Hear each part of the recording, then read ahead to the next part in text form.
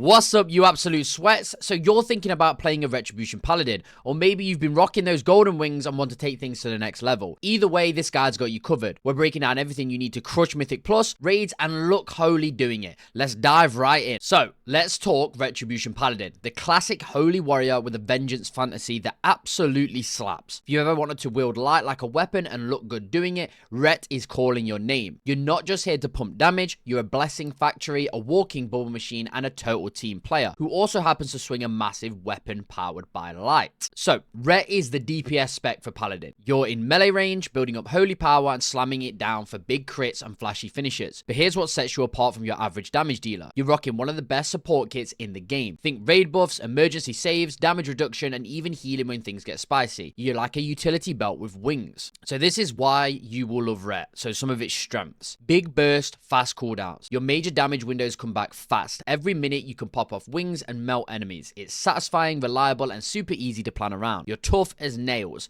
You've got bubbles, you've got shields, you've got personal cooldowns that let you survive things that would floor most of the DPS. You make the whole group better. With things like Devotion Aura and Blessings, you're low-key the backbone of the group's survival. You're the friend who always brings snacks to the raid. But with strengths comes weaknesses. So mobility is kinda meh. You've got a pony, yeah, but compared to zoomy specs like Demon Hunters, you're not exactly breaking any speed records. It's easy to play, harder to master, but not by much. Ret has a pretty chill learning curve, great for beginners, but if you're a min-maxer, you might feel like there's not quite as much room to flex your skill ceiling compared to other specs. Some utility is situational. Blessings are powerful, but they shine most in very specific scenarios. In high keys or raids, you might not always get the chance to use your full kit. Overall, Ret Paladin brings that perfect mix of flashy damage, holy vengeance, and big team energy. Whether you're just starting out or coming back for the wings and the glow, this spec is a solid pick for PvE content. Alright, before we dive into talents and builds and all that good stuff, let's talk about what's new in patch 11.1 for Ret Paladin.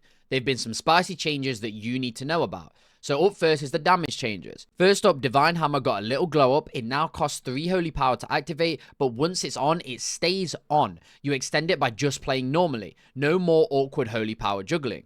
Also, Hammerfall now hits even faster. They drop the internal cooldown to just 0.1 seconds, so if you're running that combo, expect smoother and snappier damage. On the downside, Imperium Hammer took a 30% nerf to its damage, but to balance that out, Blizzard gave Ret Paladin a nice little blanket buff, 5% to all damage abilities, so you're not left hanging. Healing changes, so healing wise, there's a bit of a nerf sandwich here. Seal of Crusader and Lightforge Blessing, their healing got cut in half, so 50% less effective. Word of Glory also took a hit. It now costs 50% more mana and no longer benefits from healing hands, so don't expect those massive clutch heals like before. But hey, silver lining. Flash of Light healing got boosted by 35%. It's a small win, but it helps when you need that quick top up. So overall, some tuning, some trade-offs, and a shift away from massive off healing toward more focused damage output. If you're playing smart, these changes won't hold you back at all. So first up in this guide, we're going to talk stats, because what you stack matters, and Ret Paladin in 11.1 has a clear favor. Here's the cheat sheet you need before you start slapping on random pieces of loot.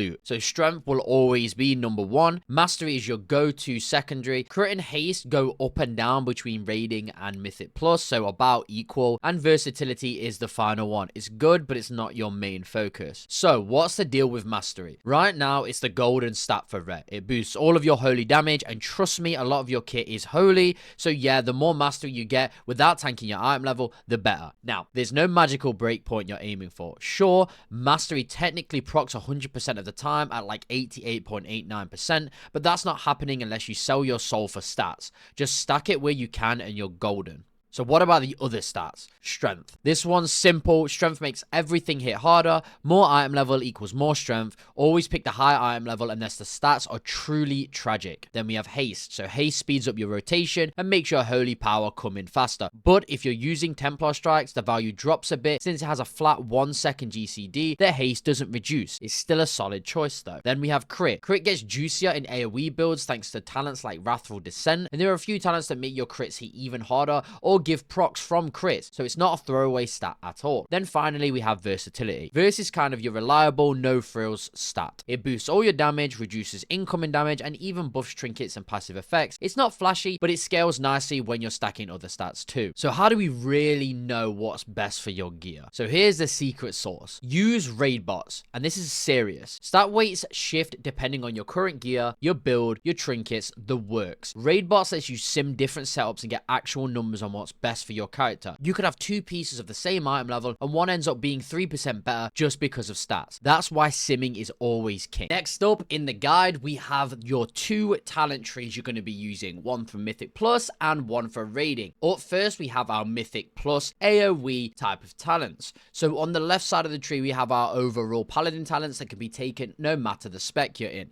So up first in row 1, we have Lay of Hands, Aura of Resolute, and Hammer of Wrath. In row 2, we have Cleanse Toxins, Fist of Justice, and Blinding Light. Then we have Healing Hands, Divine Steed, and Greater Judgment. In row 4, we have Cavalier, Blessing of Freedom, and Rebuke, your interrupt. Then in row 5, we have Obduracy. That came out so wrong, it is crazy. Then we have Divine Toll, Unbound Freedom, 2 points into Sanctified Plates, and Punishment. Then in row 6, we have Blessing of Sacrifice, we have Divine Resonance, Blessing of Protection, and Consecrated Ground. In row 7, we have Holy Aegis, we have Divine Purpose, and Unbreakable Spirit. In row 8, we have Lightforge Blessing, we have Lead the Charge, and Inspired Guard. Then row 9, we have 2 points into Sealed Might, and 2 points into Vengeful Wrath. And in the final row, we have Of Dusk and Dawn, and finally Light Bearer. Now, to go into a few important parts of the left side, starting with Divine Steed and Cavalier. So your main mobility. Ret isn't the fastest spec, so having 2 charges helps you reposition or kite when needed. Then 3 main tools that are key here. So 3 main tools that are key here will be Blessing of Protection, Sacrifice, and Blessing of Freedom. These are your MVP support tools. Save a teammate from physical damage, break them out of roots, or soak a hit for them. It's classic Ret utility. Then we have Cleanse Toxins. So poisons and a disease dispel.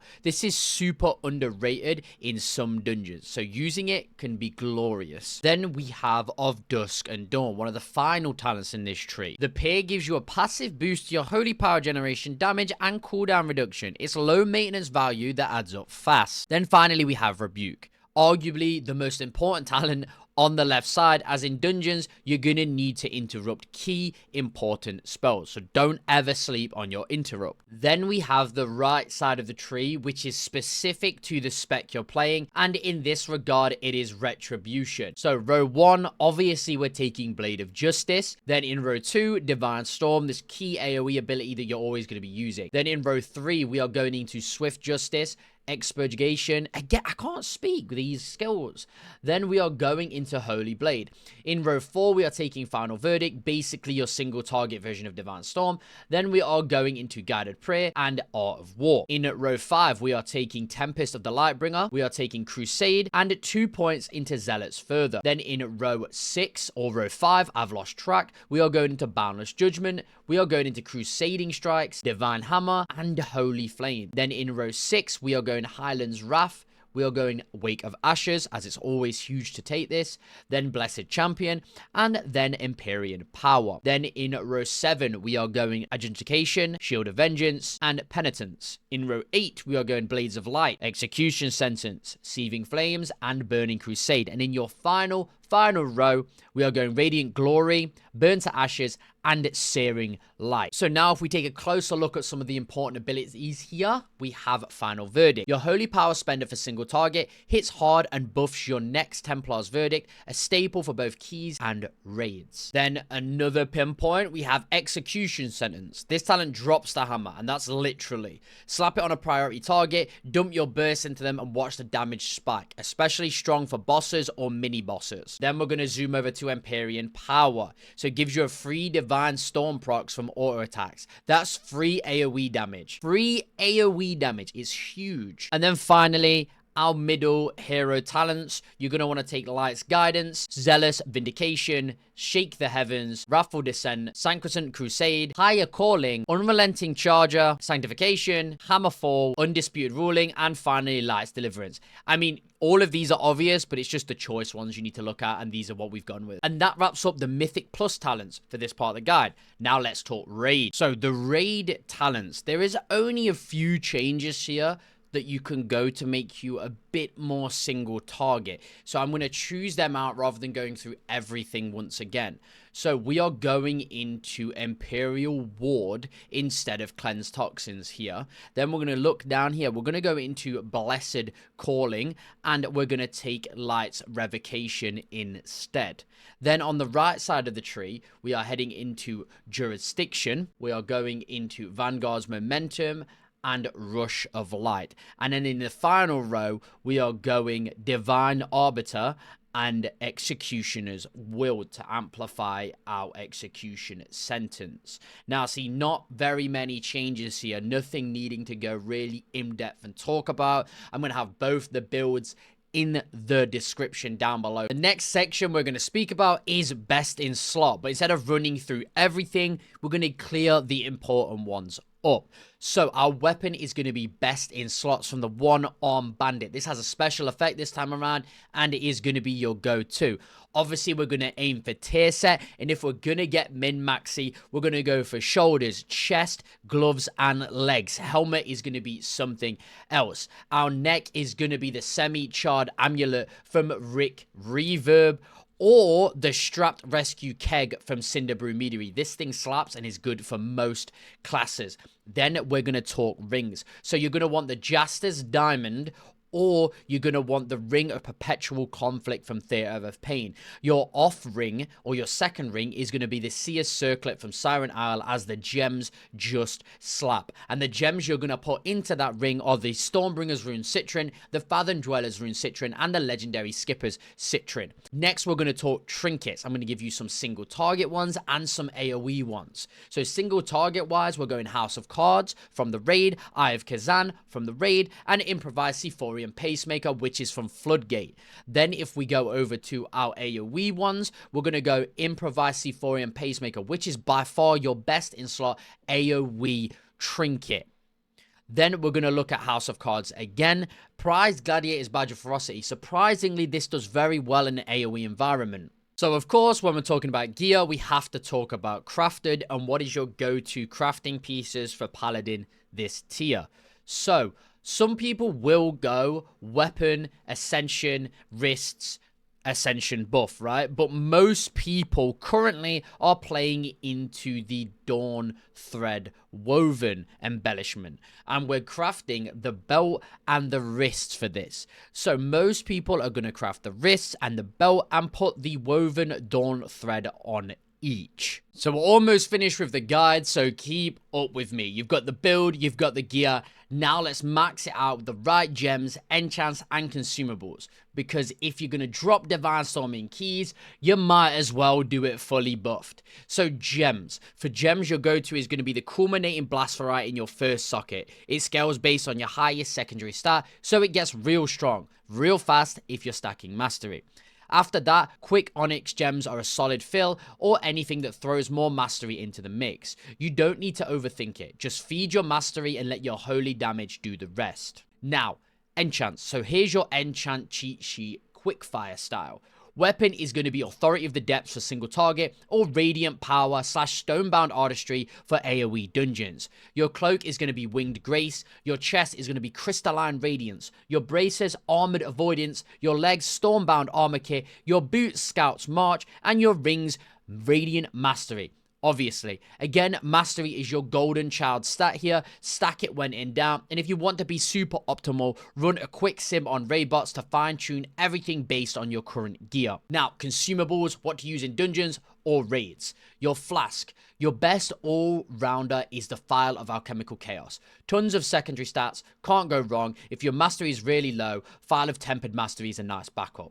Your combat potion. Tempered potion is the one, and the only one. It gives you a big burst of secondary stats, perfect for your damage windows. Your health potion is going to be the Algari healing potion. It hits hard, and it's your emergency button. Just hit it fast enough. Then your food buff. Use Jester's board or any food that buffs your highest secondary stat, which should be mastery. Again, the theme of the day is mastery, mastery, and more mastery. Weapon runes. Your top pick is Algari Mana Oil. Ironclaw Whetstone is fine too, but Mana Oil edges it out overall. Then bonus buff, Augment runes. Now these cost a lot, but if you really want to flex that extra bit of DPS, throw in a crystallized Augment rune. It's minor, but every bit counts when you're trying to top the meters. So there you have it, your full shopping list for Mythic Plus and Raids, gems, enchants, potions, and runes that'll keep your damage popping and your party impressed. Let's kick things off with your opener. This is how you want to start every boss fight to ramp into your burst window cleanly. Your goal is simple, get some holy power flowing before you hit your big cooldowns, so you're not wasting them. Don't waste time during your burst. Here's a clean and efficient opener to follow. The opener flow. Blade of Justice to apply expurgation, Divine Toll for instant holy power generator, Judgment to gain more holy power, Divine Hammer to activate your aura, Execution Sentence to start setting the nuke, Wake of Ashes, big holy power plus AoE, then Hammer of Light right after, solid burst and buffs your team, then dive into the normal priority rotation. If you're not running Radiant Glory, make sure to cast Execution Sentence before popping wings because it gets buffed when it lands, not when it's cast. This saves you a GCD and keeps your opener super clean. In AoE situations, so 2+ targets, you're switching into full-blown cleave mode, but the mindset stays the same. Build holy power and then spend it smartly. Start with Divine Hammer and Executioner's Sentence if you're running it. Both still shine in AoE.